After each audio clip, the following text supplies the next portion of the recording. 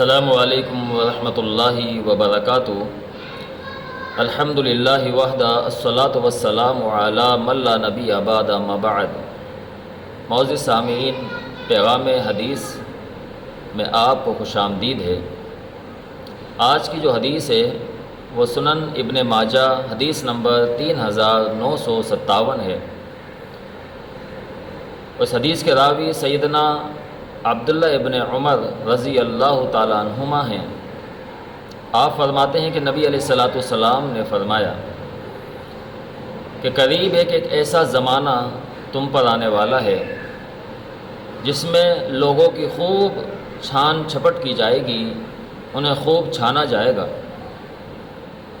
جس طرح چھاننے کے بعد اچھی چیزیں نکال لی جاتی ہیں اور بیکار چیزیں رہ جاتی ہیں، اسی طرح تمہارے اچھے لوگوں کو لے لیا جائے گا اور بیکار رذیل بیکار قسم کے لوگ جو ہے وہ رہ جائیں گے۔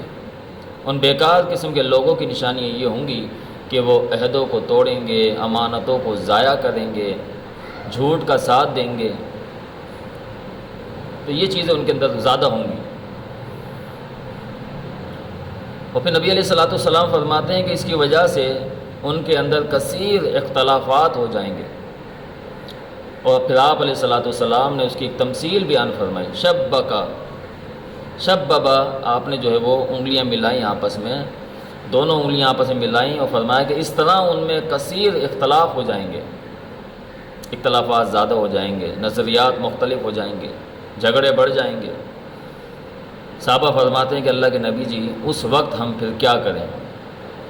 آج اگر ہم اپنے ماحول کا، معاشرے کا جائزہ لیتے ہیں تو محترم سامعین ہمیں یہ چیزیں آس پاس نظر آتی ہیں۔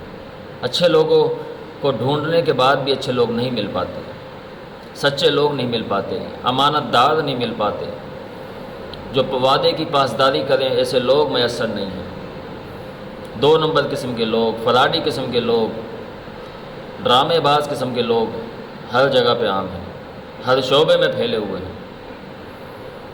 صحابی فرماتے ہیں کہ اللہ کے نبی جی پھر ہم کیا کریں؟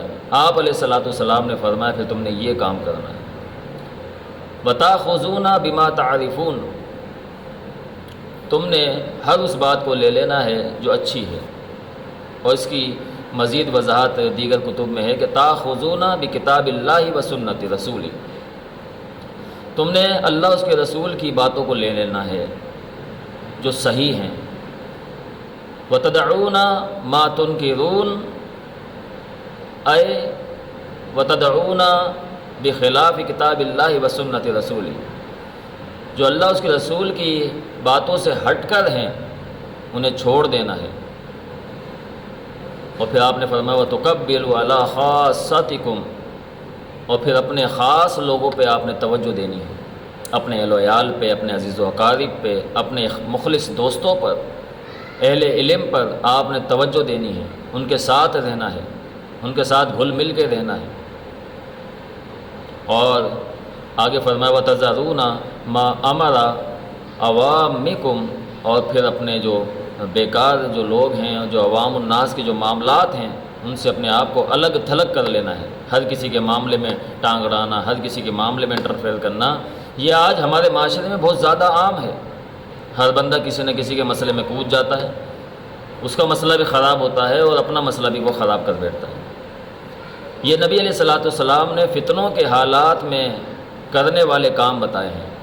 جب انسان ان تینوں چیزوں کو اپنائے گا، اللہ اس کے رسول کی بات کو لینا، اپنے خاص لوگوں پر، اپنے عزیز و اقارب پہ، اہل خانہ پر، اپنے مخلص دوستوں پر توجہ دے گا، ان کے ساتھ گھل مل کے رہے گا، اہل علم کے ساتھ رہے گا، اور عوام کے جو معاملات ہیں، لوگوں کے جو مسائل ہیں، معاملات ہیں، ان کی جو اختلافات ہیں، ان سے الگ تھلگ ہو جائے گا تو وہ ان فتنوں سے بچ جائے گا۔ اللہ رب العالمین سے دعا ہے اللہ تعالیٰ ہمیں سمجھ کی اور عمل کی توفیق عطا فرمائے۔ اقول قولی ھذا استغفر اللہ لی ولکم ولسائر المسلمین، جزاک اللہ خیر۔